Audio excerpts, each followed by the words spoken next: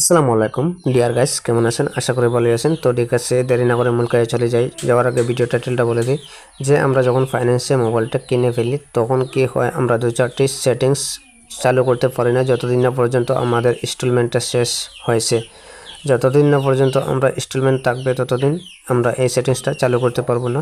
তো কি সেই সেটিংস, অবশ্যই ভিডিওর মাধ্যমে আমি দেখিয়ে দিচ্ছি। তো মোবাইল স্ক্রিনটাকে লক্ষ্য করুন। তো সবার প্রথমে আপনারা যেতে হবে আপনাদের সেটিংসের মাধ্যমে। সেটিংসে যাওয়ার পর এখান থেকে স্ক্রল ডাউন করে নিচের দিকে আসবেন। নিচের দিকে আসলে অ্যাবাউট ফোন নামে অপশন এখানে দেখতে পাচ্ছেন। তারপর ভার্জনে টাচ করে নেবেন। তারপর এখানে বোল্ড নাম্বার নামে একটি অপশন এখানে টাচ করে নেবেন। এখানে টাচ করে নিলে এখানে দেখতে পাচ্ছেন block by your IT admin.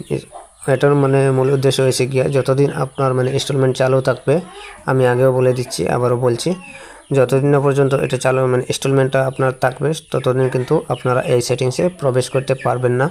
গতিকে আপনারা কোনো ধরনের চালাকিতি করবেন না করে যতদিন আপনার ইনস্টলমেন্টটা ধীরে ধীরে দিতে থাকুন। যেদিন আপনার ইনস্টলমেন্টটা শেষ হয়ে যাবে তারপর কোম্পানি থেকে এটা করিয়ে দিবে।